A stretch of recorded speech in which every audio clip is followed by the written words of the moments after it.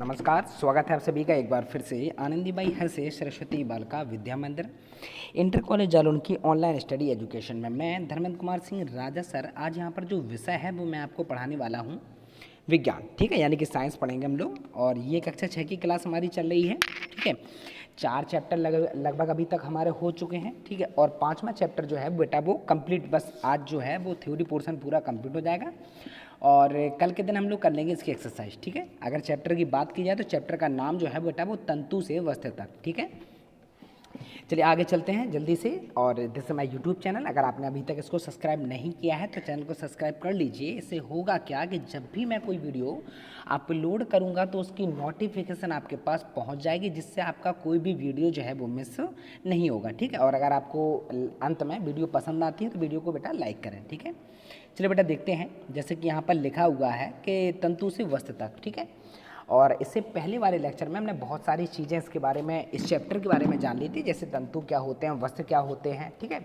और तंतु आखिर हमको मिलते कैसे हैं। ठीक है, रेशे जो होते हैं वो पेड़ों से, पादप से प्राप्त होते हैं और आजकल जो बहुत सारे रेशे हैं बेटा वो आपके जो हैं वो प्राकृतिक रूप से नहीं मिलते हैं, उन्हें कृत्रिम रूप से बनाया जाता है विभिन्न रसायनों के द्वारा। ठीक है, क्यों बनाया जाता है? क्योंकि वो बहुत ज़्यादा मजबूत होते हैं, है ना, तो इसलिए जैसे नायलॉन की रस्सी हमारी हो गई। ठीक है, तो ये बहुत सारे मजबूत होते हैं आपके। ठीक है, ये रेशे। ठीक, आगे चलते हैं। ये देखो, आपने देखा होगा कि दुकानों में इस प्रकार से कपड़े जो रखे होते हैं ना, कपड़े तो अब सभी जानते हैं, दुकानों में भी जाते होंगे। ठीक है, तो बस उन्हीं की चर्चा हम लोग करने वाले हैं। ठीक है, आज हम लोग क्या पढ़ने वाले हैं पहले वो समझिए। आज बच्चा हम लोग पढ़ने वाले हैं, हाँ, आज जो हम लोग पढ़ेंगे सूती से धागे की जो कताई होती है वो कैसे होती है। ठीक है, तो ये तो भाई आपको पता ही होगा कि जब वस्त्र को बनाते हैं तो उससे पहले कपास जानते हैं ना, रुई जो होती है, ये तो सुना ही होगा, ये कपास के पेड़ से प्राप्त होती है। ये जूट के तंतु, जूट भी बताया था हमने आपको, चर्रा जो मोटे मोटे रस्से होते हैं ना वो इसी जूट के बनाए जाते हैं, एक प्रकार का पेड़ होता है। ठीक है, और इसके बारे में हम पिछले लेक्चर में आपको बता चुके हैं। ठीक है, तो इसी प्रक्रिया से इसको परिवर्तित करके धागों में इनको बदला जाता है, किसको? कपास को और जूट के रेशों को। ठीक, कैसे बदला जाता है वो हम बेटा इसमें आगे डिस्कस करने वाले हैं। ठीक है, ये बेटा आपको लिखना नहीं है, ये सिर्फ समझाने के लिए थ्योरी पोर्शन यहाँ पर जोड़ा जाता है। लिखवाने के लिए जो भी मैं एक्सरसाइज करवाता हूँ वही एक्सरसाइज आपको सिर्फ जो है वो बच्चा आपको करनी है आपकी कॉपी में। ठीक है, तो क्रियाकलाप का मतलब यहाँ पे प्रैक्टिकल है। क्या है? एक हाथ में मान लीजिए आप रुई पकड़ते हैं, ठीक है ना, और दूसरे हाथ के जो अंगूठे तर्जे, मतलब किसी उंगली से, चुटकी से आप रुई को पकड़िए, है ना, और ऐसे पकड़ के आप हाथ से उसको ऐंठा कीजिए। अगर जैसे हम लोग बत्ती बनाते हैं ना, आपने देखा होगा आपके घर पे जब पूजा होती होगी तो रुई की बत्ती बनाई होती होगी। दीपावली में हम लोग दीपक जलाते हैं, हालांकि बहुत से लोग अब आर्टिफिशियल दीपक लेके आते हैं, लेकिन अभी भी हमारे जहाँ पूजा होती है ना उस स्थान पर घी के दीपक या वो रुई से ही बनाए जाते हैं, देखा होगा आपने। ठीक है, सभी लोग पूजा में सम्मिलित होते होंगे। ठीक है, तो यहाँ पर क्या होता है कि उन रेशों से, यानी कि जो धागे होते हैं ना, उनको धीरे धीरे ऐंठा जाता है, और जब ऐंठते रहते हैं ना तो वो बेटा मजबूत हो जाते हैं, जैसे आपने देखा होगा मजबूत हो जाते हैं। ठीक है, जब वो मजबूत हो जाते हैं तो उसी को हम लोग कहते हैं धागे। क्या कहते हैं हम लोग? जो आपके रेशे होते हैं छोटे छोटे वो धागे में बदल जाते हैं। क्यों बदल जाते हैं? क्योंकि बहुत सारे रेशे आपस में मिलते हैं। ठीक है, और आपस में हम उनको ऐंठ कर क्या बनाते हैं? एक प्रकार का धागा बना देते हैं। ठीक है, अब दोनों धागों को बार बार आप खींचेंगे, ठीक है, तो ऐंठे हुए धागे को, अच्छा मान लीजिए कि आपने रुई ली, ठीक है ना, और रुई ले के बाद आप उसको खींचते हैं तो आसानी से बेटा खिंच जाती है। लेकिन जब आप उसको ऐंठ देते हैं, आपस में उसको क्या कर देते हैं, जब उसको आप ऐंठ देते हैं ना तो उसके बाद आप उसको जब खींचेंगे ना बच्चा, तो उसको बेटा आपको ज़्यादा ताकत लगानी होगी। जैसे रस्सी है ना, जैसे कपड़ा है, ठीक है, हम आपसे कहेंगे साफ़ी है या कोई रुमाल है, उसका एक धागा निकालिए, आप आसानी से निकाल के उसको तोड़ देंगे। और बहुत सारे धागे, अगर हम मान लो गुल्ली ही है, ठीक है ना, जो नलकी होती है हमारी, उससे एक धागा लें, तोड़ देंगे। अब उसके धागों को 4-5 बार हम लपेट लें, ठीक है, मोटा कर लें, और फिर उसको खींचे तो क्या खींचेगा? नहीं। तो इससे ये होता है कि जो तंतु यानी कि रेशे होते हैं उनकी मजबूती बढ़ जाती है। आपने एक कहावत तो सुनी होगी, एकता में शक्ति है, सुनी होगी ना। तो यहाँ पर बच्चा बहुत सारे रेशे जो होते हैं वो धागा बनाते हैं, मोटा धागा बनाते हैं। कैसे बनाते हैं? जब उनको हम लोग क्या कर देते हैं बच्चा, आपस में उनको जब गूंथ देते हैं ना तो फिर वो बन जाते हैं धागे। ठीक है ना, और यही धागों की जो प्रक्रिया होती है इनको ऐंठने की बच्चा, इन्हीं को हम लोग कहते हैं कताई। क्या कहते हैं हम लोग, कताई। अगर आपके बहुत से लोग गांव से बिलोंग करते होंगे या अभी नहीं प्रेजेंट टाइम में यहाँ रह रहे हैं या शहर में रह रहे हैं, और बहुत से लोग अभी भी गांव में रहते होंगे, तो वहाँ पर आपने देखा होगा कि जो हमारे कपड़े होते हैं पुराने, उनको फाड़ दिया जाता है, शर्ट है कुछ भी है, फिर उनके थोड़े थोड़े जो पतली पतली कतरनें जो होती हैं उनको काट कर दरी है, पैरदान है ना, ऐसी चीज़ें बनाई जाती हैं। दरी अक्सर बनाई जाती थी पहले, गर्मियों के समय में लोग फ्री रहते थे तो वो दरी बनाया करते थे। आज के प्रेजेंट टाइम में ऐसा नहीं होता है, ठीक है। तो मोटी दरी का निर्माण वो लोग करते थे। इस क्रिया को बच्चा हम लोग क्या कहते हैं, कताई कहते हैं। क्या कहते हैं हम लोग, कताई कहते हैं, ठीक है। आगे देखो जरा, यहाँ पर डायग्राम मैंने आपको बनाया हुआ है, ठीक है। यहाँ पर ये क्या कर रहे हैं, जरा गौर कीजिए। ये जो भैया है, अब ये कौन है ये हमको भी नहीं पता, ठीक है। बस आपको ये ध्यान रखना है कि धागों को ऐंठ रहे हैं। क्या कर रहे हैं, ऐंठ रहे हैं, ठीक है। और यहाँ पर गौर करेंगे तो ये बेटा चरखा होता है। आपने सुना होगा गांधी जी के बारे में, जब भी पढ़ा जाता है तो गांधी जी की इमेज जब निकाली जाती है ना, तो दो इमेज आपको बहुत ज़्यादा पॉपुलर है उनकी। एक तो जिसमें वो घड़ी लिए रहते हैं गांधी जी, और दूसरी इमेज जिसमें वो बेटा धागों को, यानी कि जो खादी वस्त्र बनाते हुए जो होते हैं ना, वो आपको दिखाई देते हैं। तो गांधी जी की दो इमेज जो हैं बहुत ज़्यादा पॉपुलर है। कारण क्या है, देखिए गांधी जी ने स्वदेशी, जब पहले अभी हम स्टोरी बताने वाले हैं, ब्रिटेन से जो कपड़े वगैरह आते थे तो अपने यहाँ के जो मजदूर होते थे, ठीक है ना, उनको वो हाथ से बनाया करते थे। वो आपके जो हैं वो मशीनों से बनाते थे अंग्रेज लोग जो थे, ठीक है ना। तो अपने यहाँ के लोगों को ज़्यादा मेहनत करनी पड़ती थी और उनको मूल्य भी नहीं मिलता था। अब आपको कोई चीज़ 100 में मिल रही है, कोई चीज़ 50 में, तो आप क्या करेंगे, क्वालिटी भी अच्छी मिल रही है 50 में, तो आप कौन सी लेंगे। आपके अंदर वहाँ इंसानियत नहीं आएगी। आप तो बस ये देखेंगे कि चलिए देखिए ये जो सस्ती चीज़ है ना, हम इसको ले लेते हैं, ठीक है ना।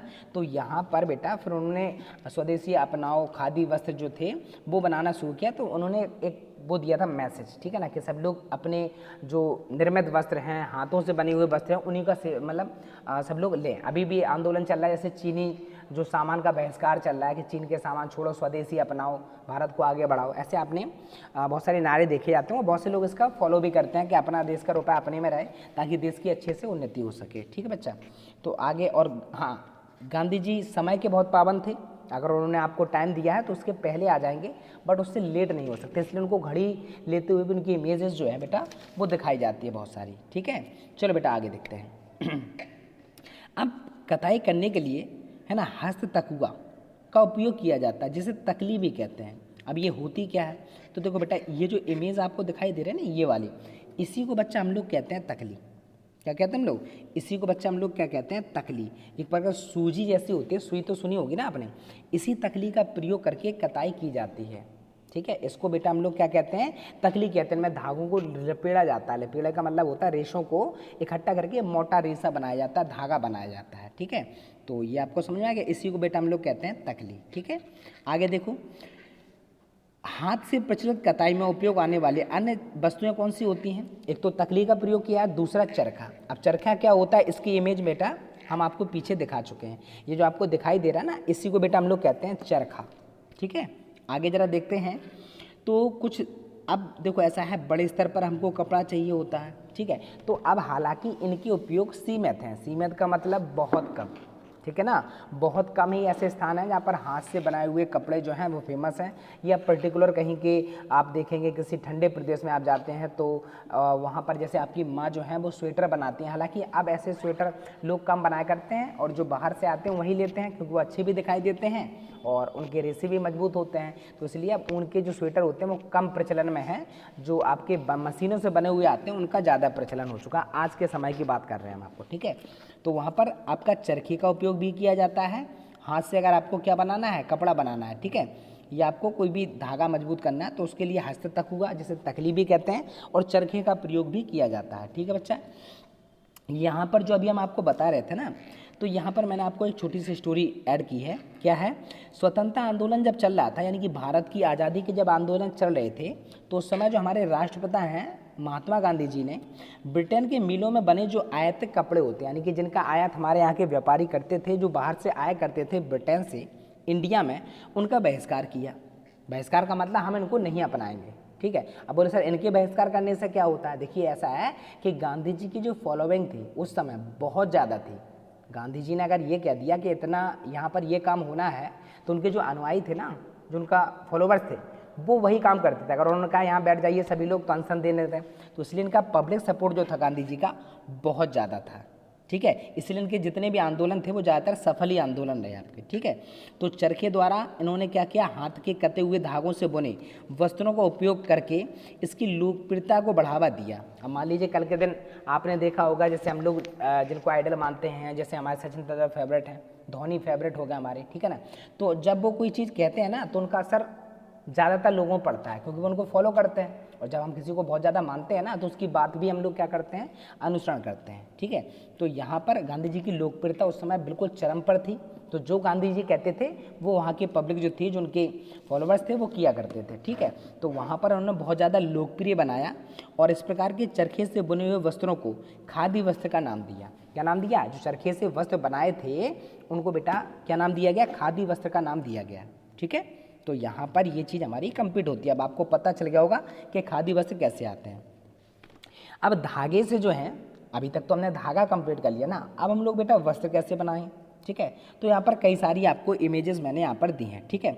यहाँ पर बनाने के लिए कई विधियों का उपयोग आप कर सकते हैं। जैसे यहाँ पर अगर हम बात करें तो कागज़ की पट्टियों के द्वारा, आप देख रहे हैं ना, ये रेड कलर की और ये आपके ग्रीन कलर की दो पट्टियां हैं, जिस पे ऊपर हम लोग धागे लिपेट करना, इस प्रकार का जो आपका ये जो कपड़ा है वो तैयार कर रहे हैं। बहुत सारे धागों को इकट्ठे करके हम लोग उनको परत बाई परत जोड़ते चले जाते हैं और हमारा जो धागा होता है ना उसको बुनाई या बंधाई के रूप में उसको बेटा ऐड कर देते हैं, इकट्ठा कर लेते हैं, ठीक है। और वो धागा तब बन जाता है, यानी कि कपड़ा तैयार होता है हमारा, ठीक है। आगे जरा चलते हैं। बुनाई क्या होती है? बहुत सारे मोटा जो सूती कपड़ा होता है, जैसे दरी है, जूट है, बोरा है ना, चटाई आपने देखी होगी। तो आप क्या देखते हैं इनमें मोटे मोटे धागे होते हैं, जिन्हें इकट्ठा करके एक जगह सम्मिलित कर दिया जाता है। उसी से क्या बनाए जाते हैं, आपकी दरी, जूट के जो बोरा होता है, ठीक है। बोरा तो आप लोग जानते ही होंगे ना, जिसमें अनाज वगैरह आता है, ठीक है। तो ये सारी चीज़ों जो होती हैं इनमें धागे मोटे मोटे होते हैं, उनसे मिलाकर ही इनको बनाया जाता है, ठीक है। अब यहाँ पर थोड़ा सी हम जानकारी लेते हैं कि पुराने कपड़ों में पतली पतली कई पट्टियाँ होती थी। आपने देखा होगा पुराने जो कपड़े होते हैं पतली पतली पट्टियाँ होती हैं। इन पट्टियों को समानांतर ढंग से, यानी कि बिल्कुल सीधे रूप में हम लोग क्या करते थे, रख देते थे और दूसरी पट्टियों को इनके ऊपर क्या कर देते, चढ़ा देते थे और पिरोते का मतलब होता है एक को ऊपर और एक को नीचे। जैसे अगर हम ये धागा इस प्रकार से रखें ना, तो यहाँ पर एक धागा इसके ऊपर रहेगा और एक इसके नीचे, ऊपर नीचे, जैसे चटाई को देख लीजिए आप, ठीक है ना। तो इस प्रकार से रख कर ही बेटा हम लोग क्या करते थे, पिरोना कहते हैं उसको, क्या कहते थे, पिरोना। इस प्रकार बहुत सारी पट्टियां जब बन जाती थी ना, तो कोई भी चटाई या कोई रंगीन कपड़ा है ना, या कोई जो हम लोग बना रहे हैं ना, वो तैयार आपका होता था, ठीक है। अगर हम रंगीन कपड़ा लगाते थे तो रंगीन चटाई बन जाती है हमारी, ठीक है। अरे सीधा बात समझ लीजिए, आपने देखा होगा माँ को घर पे स्वेटर बनाते हुए, देखा ना। जैसे आपको एक ही डिजाइन का स्वेटर बनाना तो एक ही रखती थी वो। अगर 2 रुई लेती थी या 3 रुई, मतलब जो आपके ऊन आती ना, तीनों को धागों को लेकर बनाती थी, तो उसमें डिजाइन निकल आती थी ना। ऐसे बनाए जाते हैं। हालांकि आप ऐसा नहीं कर पाएंगे, आपने सीखा नहीं है चीज़। तो इस क्रिया को बच्चा हम लोग कहते हैं बुनाई। क्या कहते हैं? जब धागों को आपस में पिरोया जाता है ना, तो इस क्रिया को बेटा हम लोग क्या नाम देते हैं, बुनाई कहते हैं, ठीक है। गांव में, यानी कि जो गांव ग्रामीण क्षेत्र होते हैं, वहाँ पर सूती वस्तुओं की बुनाई हथकरघा, जिसको हम लोग कहते हैं हैंडलूम, की सहायता से की जाती है, ठीक है। जबकि औद्योगिक स्तर पर अगर हम प्रेजेंट टाइम में शहरों की बात की जाए तो यहाँ पर बहुत सारे हथकरघे होते हैं, लेकिन वो मशीन इलेक्ट्रिसिटी से चलते हैं, ठीक है। आजकल जो कपड़े की बड़ी बड़ी मिलें हैं ना, वहाँ पर आदमी जो होते हैं वो सिर्फ मशीनों को देख रहे होते हैं, उनको सेट कर रहे होते हैं, बनाते नहीं हैं हाथ से। वहाँ मशीनों के द्वारा ही सारे काम होते हैं। इसमें फ़ायदा क्या है? इसमें फ़ायदा ये है कि कम समय में बहुत सारे कपड़ा हम बना सकते हैं, आसानी से बना सकते हैं, और यहाँ पर जो श्रमिकों की मेहनत होती है वो कम होती है, ठीक है। देखो यहाँ पर ये बेटा इमेज आपको दिखाई दे रही होगी, इसको बंधाई कहते हैं। इसे स्वेटर को बनाना है ना, धागों को एक साथ बांधना, इसी को बच्चा हम लोग क्या कहते हैं, बंधाई कहते हैं, ठीक है। यहाँ पर दिया भी गया है कि माँ जैसे स्वेटर बनाती है ना, आपने देखा होगा, बुना होगा, मतलब आपने नहीं बुना होगा, आपके घर में माँ ने जरूर बुना होगा, ठीक है। अगर वो भी ये वीडियो देख रही हैं तो उनको पता होगा कि ऐसे ही, हाँ सर जी सही कह रहे हैं, ठीक है। तो यहाँ पर क्या होता है, जैसे मोजे हैं, बनियान है, ठीक है। छोटे छोटे बच्चे होते हैं ना, तो अक्सर किसी की इच्छा होती है कि चलो हम अपने हाथ से बनाए हुए बच्चे को जो वस्त्र हैं वो अपने हाथ से बनाए हुए पहनाएं, ठीक है ना। तो वो उनके छोटे छोटे मोजे बना देते हैं, ठीक है ना, और उनके दस्ताने है ना, टोपा, हालांकि आजकल आर्टिफिशियल टोपे ज़्यादा चलते हैं, लेकिन बहुत से लोग अभी भी आते हैं ना टोपा बांध के, माँ के हाथ का बना हुआ ऐसे फीते होंगे ना और 2 बद्धी उसमें निकली होती हैं। ठीक है, इस प्रकार धागे से वस्त्र बनाने की जो प्रक्रिया है भाई वो आपकी कहलाती है बंधाई। ठीक है ना, यानी कि आपसे ये पूछा जाए कि जो स्वेटर बनाया जाता है हाथ से सिलाइयों के द्वारा, उस क्रिया का नाम क्या है, तो बेटा आप लोग बताएंगे इस क्रिया का नाम जो है वो बंधाई कहलाती है। ठीक है, बंधाई जो है वो हाथों से भी की जाती है और मशीनों से भी की जाती है, और आज के समय में आपको पता ही कि सब कुछ किससे हो रहा है, मशीनों से हो रहा है। तो आज के समय में जो आपकी बंधाई होती है वो कहाँ से होती है, मशीनों से होती है। और घर में जो हम लोग कभी कभार बना देते हैं सर्दियों के समय में, ठीक है, हम नहीं, हमारी माँ। ठीक है, आगे देखते हैं बच्चा, ये कुछ इसका इतिहास है। क्या इतिहास है, वस्त्रों के बारे में कुछ जानते हैं। अब क्वेश्चन ये बनता है कि प्राचीन काल में जो लोग रहा करते थे, क्या उनको ऐसी कपड़ों की आवश्यकता नहीं होती थी, पहला क्वेश्चन।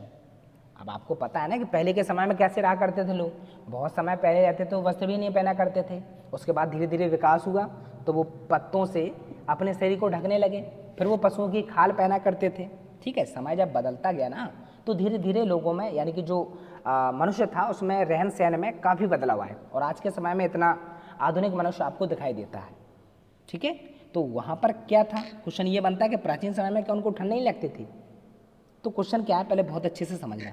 जो पहले के मानव थे ना, प्राकृतिक गुफाओं में उष्ण क्षेत्रों में रहते थे। अब यहाँ पर बेटा आंसर आपका निकलता है उष्ण क्षेत्र। उष्ण का मतलब जो गर्मीले स्थान होते थे ना, वो अक्सर वहीं पर रहा करते थे, यानी कि जहाँ मौसम गर्म होता था तो पहले जो लोग हुआ करते थे, मनुष्य जो हुआ करता था, वो गर्म क्षेत्रों पर रहता था। गर्म क्षेत्रों में, जब गर्म क्षेत्रों में रहेंगे तो आपको कपड़ों की आवश्यकता नहीं पड़ती थी ज़्यादा। ठीक है, लेकिन जब विकास हुआ, आगे की खोज हुई, ठीक है, और धीरे धीरे उन्होंने क्या किया, जो मनुष्य थे वो इधर उधर उन्होंने फैलना शुरू किया। बोले कुछ ठंडे क्षेत्रों में चले गए, ध्रुवीय क्षेत्रों पर चले गए, है ना, कुछ पर्वतीय क्षेत्रों में रहने लगे, कुछ मरुस्थलीय में रहने लगे, ठंड क्षेत्र में बसने लगे। तो धीरे धीरे जब उन्हें इन क्षेत्रों में, ठंडे वाले क्षेत्रों में बसे तो उनको ठंड लगी, तो उन्हें अपने शरीर को ढकना जरूरी समझा। फिर उन्होंने पत्तियों, छाल, जंतुओं की खाल का प्रयोग किया अपने शरीर को ढकने के लिए। ठीक है, समय बीतता गया। ठीक है, फिर उन्होंने क्या किया, कृषि कार्य करना शुरू किया। अब वो क्या करते थे, पशु का, यानी कि जो मारकर मांस ही नहीं खाते थे, अब वो खेती करना शुरू कर दिया उन्होंने। ठीक है, और उन घास फूस जो टहनियाँ होती थी ना, डालियाँ, उनसे वो क्या करने लगे बेटा, अपने जो लताएं या जो जंतुओं के बाल वगैरह होते हैं ना, उनको ऐड कर बेटा लकड़ियाँ जो हैं, ये लड़ियाँ जो होती हैं बनाना शुरू किया। लड़ियाँ जानते हैं ना, आपस में ऐड कर, जैसे उन्होंने पशुओं के बाल ले लिए, ठीक है, पत्ते की लताएं, लता का मतलब डाल ले ली, पतली पतली जो बेल देखे होंगे ना आपने, वो उन्होंने शुरू किया। ठीक है, और आज जो भारतवासी है ना, एक मिनट इसको मैं ऊपर कर दूँ,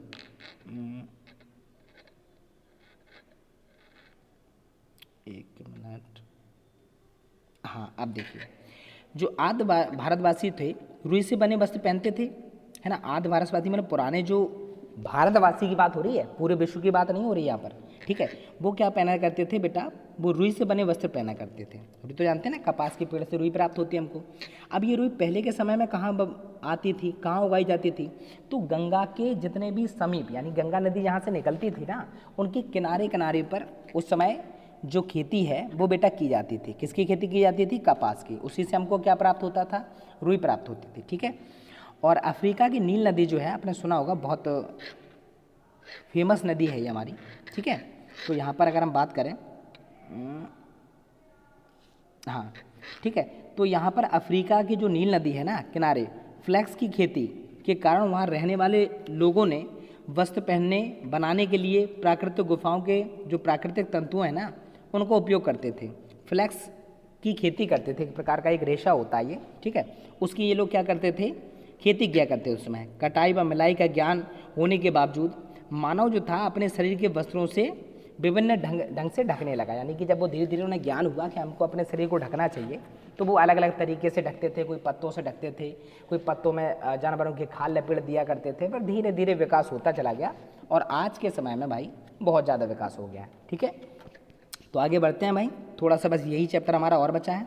तो सिलाई आप लोग जानते हैं ना, सिलाई जो हम लोग कपड़ों में करते हैं ना, कि सुई के आविष्कार के बाद, यानी कि जब सिलाई की सुई का आविष्कार हुआ ना, जिससे हम लोग कपड़ों को सिलते हैं, ठीक है, तो वस्त्रों की सिलाई और सिले हुए वस्त्रों को पहनना शुरू किया, यानी कि जब सुई का निर्माण हुआ, सुई बनी, तो फिर लोगों ने कपड़ों को सिलना शुरू कर दिया, ठीक है। फिर वो डिजाइन विभिन्न प्रकार से, कि यहाँ पर हाथ ऐसे निकाले हुए, मतलब यहाँ पर बाहें बनाने लगे, ठीक है। अलग अलग प्रकार के वस्त्र जो हैं वो पहनने लगे और बहुत सारी विभिन्नता आ गई, यानी कि अलग अलग जगह के लोग अलग अलग वस्त्रों को धारण करते रहे। फिर वो एक दूसरे से मिले, ठीक है ना, तो फिर उन्होंने इनका जैसे इस प्रकार के वस्त्र पहनते थे, जैसे हम मान लें कि जैसे अपने यहाँ पहले अफगानी लोग आए, है ना, या मुगल लोग आए, तो वो कुर्ता पजामा पहना करते थे। तो आज के भारतीय जो लोग हैं बहुत से कुर्ता पजामा भी पहना करते हैं, ठीक है। तो धीरे धीरे आगे जब समय बढ़ता गया तो लोगों के जो पहनने का तरीका है ना वो बदलता गया। जैसे साड़ी है, धोती है, लुंगी है, पगड़ी है, ये सब बेटा धीरे धीरे पहनना शुरू हुआ। परिधान का मतलब कपड़े, ठीक है। तो पहने जो विभिन्न प्रकार के वस्त्र होते हैं ना, अलग अलग क्षेत्रों में पहनने वाले, उनको परिधान कहा जाता है। तो पहनने के ढंग संस्कृतियों की पहचान होने लगी। जैसे हम ये कहने लगे कि मराठी लोगों का पहनावा अलग होता है, गुजराती लोगों का अलग होता है, ठीक है, और यहाँ पर मुगल लोगों का अलग होता था, मुस्लिम लोगों का अलग होता था, ठीक है, ब्राह्मण लोगों का अलग होता। तो ऐसी समुदाय के हिसाब से जो कपड़ों का प्रचलन था वो धीरे धीरे बदलता गया, ठीक है ना बच्चा। तो आधुनिक वैश्वीकरण के कारण अब यहाँ पर बहुत सारी संस्कृतियाँ आपस में मिल गई हैं, मिलन हो गई हैं, इसलिए अब आपको कोई पैंट शर्ट पहने दिखाई देगा, कोई धोती कुर्ता पहने दिखाई देगा, ठीक है, कोई कुर्ता पजामा पहने दिखाई देगा, कोई स्टाइलिश कपड़े पहने दिखाई देगा। तो धीरे धीरे ये विकास जो है बेटा वो चलता रहता है, प्रकृति का नियम ही है बदलाव, ठीक है। और आज हम लोग बहुत बदलाव के कारण आज इस प्रेजेंट टाइम में इतने टेक्नोलॉजी जिसको कहते हैं ना बहुत ज़्यादा आगे बढ़ चुकी है। और आजकल जो हमारे ज़्यादातर जो काम होते हैं ना, हम शारीरिक कम मेहनत करते हैं, मानसिक ज़्यादा, ठीक है। तो आप लोग भी थोड़ा मानसिक मेहनत और शारीरिक दोनों रखें, क्योंकि शरीर जब फिट रहेगा तभी आप मानसिक मेहनत कर पाएंगे। और इसी के साथ बच्चा हमारा जो लेक्चर है वो समाप्त होता है, ठीक है। अगर आपको वीडियो पसंद आई है तो बच्चा वीडियो को लाइक करें। और हाँ, अब आज जो आपका अगला लेक्चर होगा बच्चा, उसमें हम आपको क्वेश्चन आंसर कराएंगे, ठीक है। तो पढ़ते रहिए और स्वस्थ रहिए सभी लोग।